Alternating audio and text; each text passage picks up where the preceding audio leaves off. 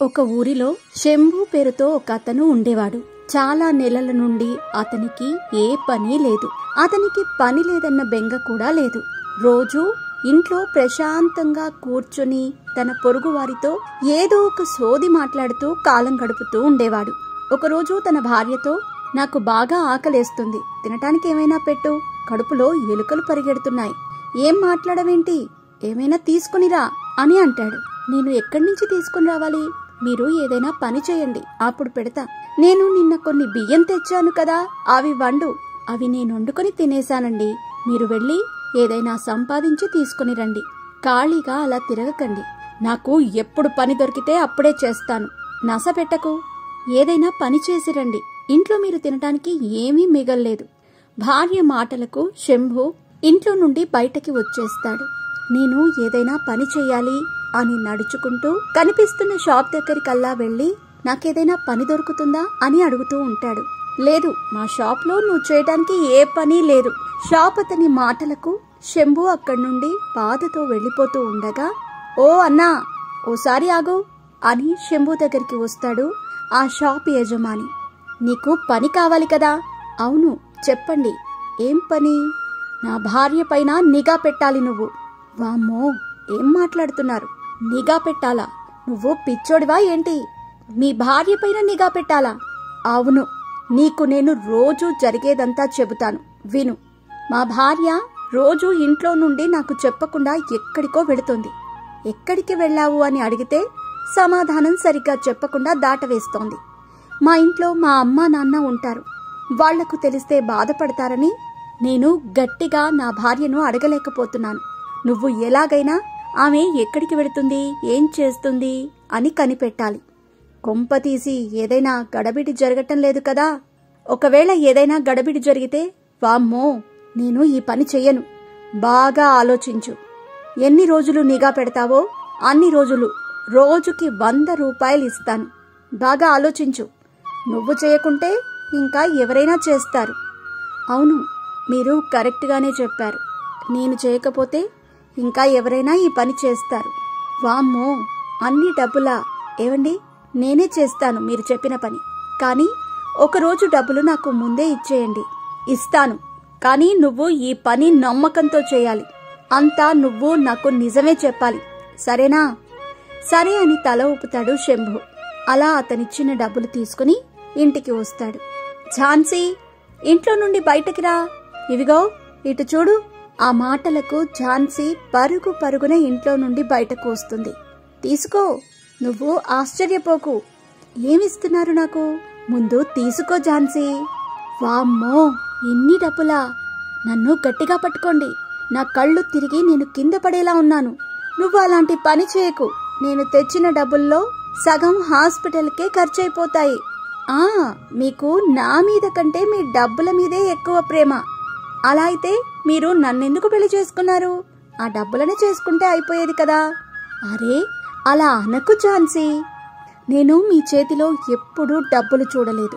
ఒకేసారి 100 రూపాయలు చూసేసరికి నా కళ్ళు తిరిగాయి.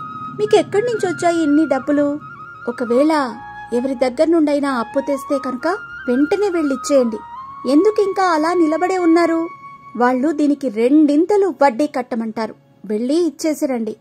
లేదు ఝాన్సీ, నేను అప్పు చేసి తీసుకుని రాలేదు ఈ డబ్బు నాది. అయితే ఈ డబ్బు మీకెలా వచ్చింది? ఎక్కడ దొంగతనం చేశారు? ఎవరైనా చూసి ఉంటే మిమ్మల్ని పట్టుకోవటానికి వస్తారు. నేను మిమ్మల్ని ఎలా కాపాడాలి? త్వరగా వెళ్ళి ఎక్కడైనా దాక్కోండి అని కంగారు పడుతుంది. అరే, నన్నెందుకు పట్టుకుంటారు? నేను దొంగతనం చేయలేదు. ఈ డబ్బులు నా కష్టార్జితం. అదేం పని? ఇంత తక్కువ సమయంలో అన్ని డబ్బులు ఎలా వచ్చాయి? నాకు ఏదైతే పని దొరికిందో వాళ్ళు నాకు రోజు 100 రూపాయలు ఇస్తారు. నువ్వు కేవలం రోజు డబ్బులు లెక్కబెట్టుకో. మీరు నిజమే చెబుతున్నారా? మీ మీద నమ్మకం పెట్టుకోవాలా? ఏంటి, నమ్మకం పెట్టుకోవా? అబ్బా, మీరు ఎంత మంచివారు. మీ మొదటి సంపాదన అంతా తెచ్చి నా చేతిలో పెట్టారు. దేవుడా, నా భర్త బంగారం. ఇలానే రోజూ పని చేయాలి. తరువాతి రోజు ఉదయాన్నే శంభు సైకిల్ మీద వచ్చి షాప్ అతను ఇంటి బయట దాక్కొని నిఘా పెడతాడు. షాప్ అతని భార్య బయటకి వస్తుంది. ఆమె పేరు రోజా. బయట వెయిట్ చేస్తున్న రిక్షా అతను రోజాతో, నేను ఎండలో మీకోసం ఎదురు చూసి చూసి బాగా అలసిపోయాను. భయ్యా, ఈరోజు ఇంట్లో పని ఎక్కువగా ఉంది. ఈ నీళ్లు తీసుకుని తాగు. ఎండ చాలా ఎక్కువగా ఉంది. త్వరగా నడు. ఇక్కడ ఎక్కువగా మాట్లాడటం అంత మంచిది కాదు. మన పైన ఎవరికైనా అనుమానం వస్తుంది. ఆమె రిక్షాలో కూర్చుని బయలుదేరింది. శంభు సైకిల్తో రిక్షా వెనుక మెల్లగా వెళ్లసాగాడు. రిక్షా ఊరికి చివర ఒక గుడిసె ముందు ఆగింది. ఆమె ఆ గుడిసెలోకి వెళ్ళింది. అక్కా, నువ్వు త్వరగా ముగించిరా. నేను నీకోసం ఇక్కడే ఎదురు చూస్తూ ఉంటాను. శంభు తన సైకిల్తో వచ్చి గుడిసె దగ్గర ఆగుతాడు. ఓయ్, నువ్వెక్కడికి వెళుతున్నావు? నీ సైకిల్ గుడిసెలో పెడతావా ఏంటి? లేదన్నా, ఈరోజు ఎండ బాగా ఎక్కువగా ఉంది కదా, అందుకే సైకిల్ కొంచెం తికమకగా నడిపాను. సరే, చూసి నడుపు, లేకుంటే ఎక్కడైనా పడిపోతావు. శంభు నవ్వుతూ అక్కడి నుండి వెళ్ళిపోతాడు. సాయంత్రం షాప్ అతని దగ్గరికి వస్తాడు శంభు. రండి రండి, నేను మీకోసమే ఎదురు చూస్తున్నా. చెప్పండి, మీకు ఏం తెలిసింది నా భార్య గురించి? నాకైతే చాలానే తెలిసింది. ఆ షాప్ అతను 50 రూపాయలు ఇస్తాడు. ఇవి 50 రూపాయలే. ఇంకా 50 రూపాయలు? నాకు ముందు చెప్పు, నీకేం తెలిసిందో? వదిన గారు రిక్షాలో కూర్చొని ఊరి చివర ఉన్న గుడిసెలోకి వెళ్ళింది. 1 గంట తరువాత గుడిసెలో నుండి బయటకి వచ్చి రిక్షా మీద వెళ్ళిపోయింది. ఇది నాకు కూడా తెలుసు. నాకేం తెలుసు ఇది మీకు కూడా తెలుసని? అక్కడ ఎవరిని కలిసింది? నాకు ఈరోజు తెలియలేదు. కానీ ఏంటి కాని? చెప్పు చెప్పు, ఏం చెప్పాలనుకుంటున్నావు? వదిన రిక్షా ఆయనతో ఇక్కడి నుండి త్వరగా వెళ్ళు, నేను ఎవరికంటా పడకుండా వెళ్ళు అంది. ఏంటి, అలా అందా? నువ్వు సరిగ్గానే విన్నావా? శంభు అవును అని అంటాడు. నా భార్య నిజంగానే ఏదో గడబిడి చేస్తుంది అని అనుమానిస్తాడు. ఇవిగో నీ మిగతా డబ్బులు. నాకు అసలేం జరుగుతుందో పూర్తిగా తెలుసుకొని చెప్పు. సరే, నేనున్నా కదా అని శంభు సంతోషంతో ఇంటికి వస్తాడు. ఇవిగో ఈరోజు నా సంపాదన. భార్య నవ్వుతూ, ఈరోజు కూడా 100 రూపాయలు. హహా, నేను కొత్త చీర తీసుకోవచ్చండి. అరే, అది అడిగే మాట. అవి నీ డబ్బులే కదా, నన్ను అడగాలా ఏంటి? నువ్వెలా ఖర్చు పెట్టాలనుకుంటే అలా ఖర్చు పెట్టుకో. కానీ నాకోసం ఏంటి? మీకోసం? నాకోసం చికెన్ కూర వండు. చికెన్తో పాటు హల్వా కూడా చేస్తానండి. తర్వాతి రోజు ఉదయాన్నే షాప్ అతని భార్య రిక్షాలో బయలుదేరింది. శంభు సైకిల్తో వాళ్ల వెనకాలే వెళ్లసాగాడు. రోజా గుడిసెలోకి వెళ్ళింది. శంభు కిటికీ దగ్గర నుంచి గుడిసెలో ఏం జరుగుతుందో చూస్తాడు.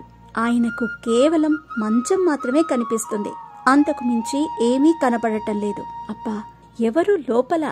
ఏమీ కనిపించటం లేదు. రోజా డబ్బులు, అన్నం లోనికి తీసుకెళ్తుంది. శంభు అసలేం జరుగుతుందో తెలుసుకునే ప్రయత్నం చేయగా జారి కింద పడిపోతాడు. ఆ శబ్దం విని రిక్షా అతను వస్తాడు. శంభు రాళ్లపై నుండి త్వరగా పైకి లేచి తన సైకిల్ తీసుకుని నేరుగా షాప్ దగ్గరికి వస్తాడు. అరే, ఏంటి నీ అవతారం ఇలా అయింది? మొత్తం మట్టి మట్టి. ఇదంతా మీ వల్లే జరిగిందన్నా. వినండి, ఈరోజు వదిన తనతో పాటు మీ అబ్బాయిని కూడా తీసుకెళ్ళింది. అవునా? జున్నుని కూడా తీసుకెళ్ళిందా?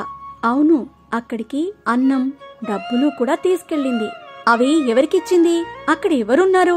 నువ్వతన్ని గుర్తుపడతావా? నాకైతే అతని ముఖం అయితే కనిపించలేదండి, కానీ చేతులు కనిపించాయి. అవి పక్కా మగాయనవే. ఆ డబ్బులు ఆయనకే ఇచ్చింది. ఇదంతా ఏం జరుగుతుంది? నువ్వు బెంగ పెట్టుకోకు, రేపు నేనంతా తెలుసుకుంటాను.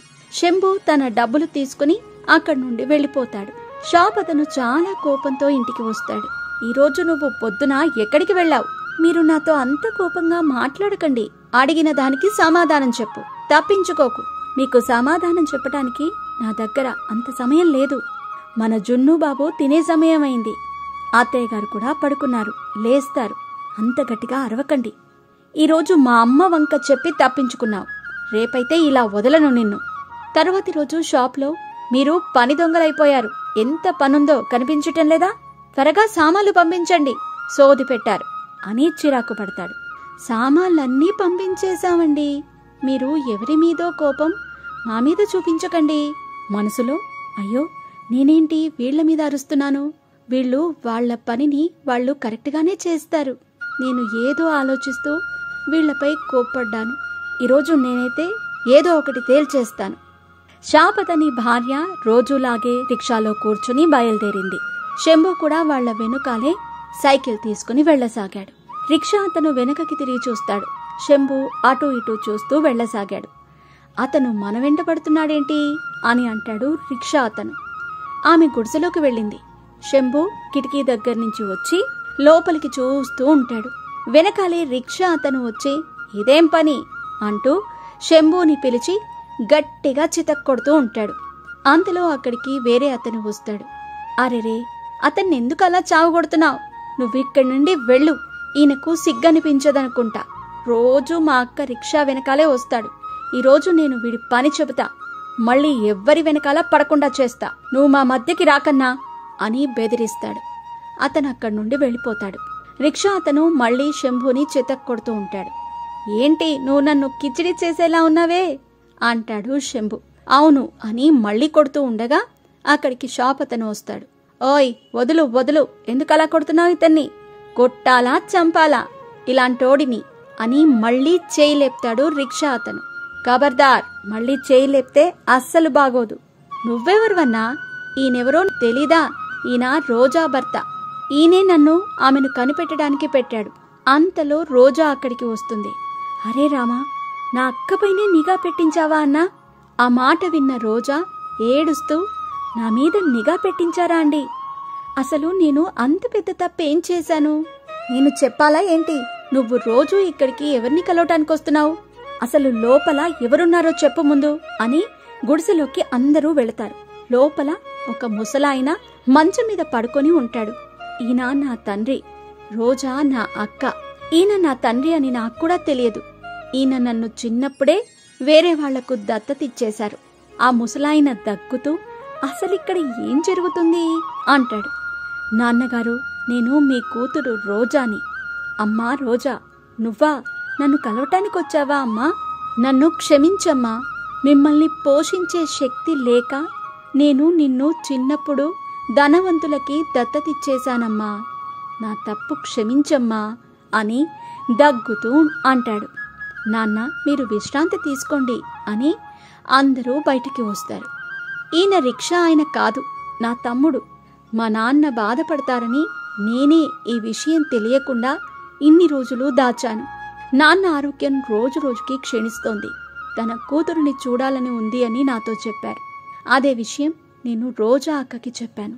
రోజా, ఈ విషయం నువ్వు నాకెందుకు చెప్పలేదు? మీ అమ్మా నాన్న నన్ను ధనవంతుల కూతుర్నని చెప్పి నీకిచ్చి పెళ్లి చేశారు. మా నాన్న పేదవాడని నిజం తెలిస్తే అందరూ ఏమనుకుంటారో అని నేను భయపడ్డాను. రోజా, నువ్వు ఇంటికి నడువు. నేను నిన్ను అర్థం చేసుకున్నాను. మా అమ్మా నాన్నలకి నేను అర్థమయ్యేటట్టు చెప్తాను. నువ్వు భయపడకు, నీ వెంట నేనున్నాను. మీ నాన్న తమ్ముడు కూడా మన దగ్గరే ఉంటారు. అమ్మయ్యా, వచ్చిన పని మొత్తం అయిపోయింది. మొత్తం 100 రూపాయలు అందాయి అని డబ్బులు తీసుకుని సంతోషంతో ఇంటికి వస్తాడు శంభు. ఝాన్సీ, ఝాన్సీ, ఈరోజు చాలా సంతోషించదగ్గ రోజు. ఝాన్సీ చాలా గట్టిగా ఏడవటం మొదలుపెట్టింది. ఓ ప్రభువా, ఈ విషయం తెలియకముందే నేనెందుకు చనిపోలేదు అని ఏడుస్తూ, నా రాక్షస మొగుడు పరాయి ఆడవాళ్ల వెంట తిరుగుతున్నాడు. ఏంటి, నువ్వు నన్ను రాక్షసుడు అంటావా? నేను పరాయి ఆడవాళ్ల వెంట తిరుగుతున్నానా? ఇదేం కథ? ఆపండి మీ కహానీలు అంటూ ఉండగా అక్కడికి రిక్షా అతను శంభుని కొడుతున్నప్పుడు అడ్డం వచ్చిన అతను వస్తాడు. చూసావా చెల్లి, నేను నీకు ముందే చెప్పాను కదా, నీ భర్త నిన్ను పిచ్చిదాన్ని చేస్తున్నాడు. రిక్షా అతను నాకు చెప్పాడు, నీ భర్త రోజూ రోజా వెంట పడుతున్నాడని. ఓయ్, నీకేమీ తెలీదు, వెళ్ళు ఇక్కడి నుండి. మళ్ళీ నువ్వెప్పుడు ఇక్కడికి రాకూడదు. చూడు, ఆయన్నెందుకు పొమ్మంటున్నారు? 2 పైసలు సంపాదిస్తున్నారని పెత్తనం చెలాయిస్తున్నారా? నేననుకున్నా మీరు నిజంగానే రోజు బాగా కష్టపడి పనిచేస్తున్నారని. కానీ మీరు పరాయి ఆడవాళ్ల వెంట పడుతున్నారంట కదా అని గట్టిగా ఏడుస్తుంది ఝాన్సీ. హే ప్రభు, నా భర్త పనికి వెళ్లకముందు చాలా మంచివాడు. కానీ ఎప్పుడైతే పనికి వెళ్లటం మొదలు పెట్టాడో అప్పటి నుండే చెడిపోయాడు. చుట్టుపక్కల వాళ్ళందరూ వీళ్ల గొడవ వింటూ ఉన్నారు. మీరిలా ఎందుకు చూస్తున్నారు? వెళ్ళండి వెళ్ళండి మీ ఇంటికి. నువ్వు చేసిన పని మాకేమీ నచ్చలేదు. నేను చెబుతున్నా కదా, ఇక్కడి నుండి వెళ్ళండి అని ఇంటి తలుపులు మూసేస్తాడు శంభు. ఝాన్సీ, నా మాట విను. నేను రోజాపై నిఘా పని చేశాను. నా మాట నమ్ము. అబద్ధం, మీరు అబద్ధం చెబుతున్నారు. అసలు మీకు ఆమెపై నిఘా పెట్టవలసిన అవసరం ఏమొచ్చింది? మీరు నా ముందు నుండి వెళ్ళండి. అరే, నేనిక్కడి నుండి ఎక్కడికి పోవాలి?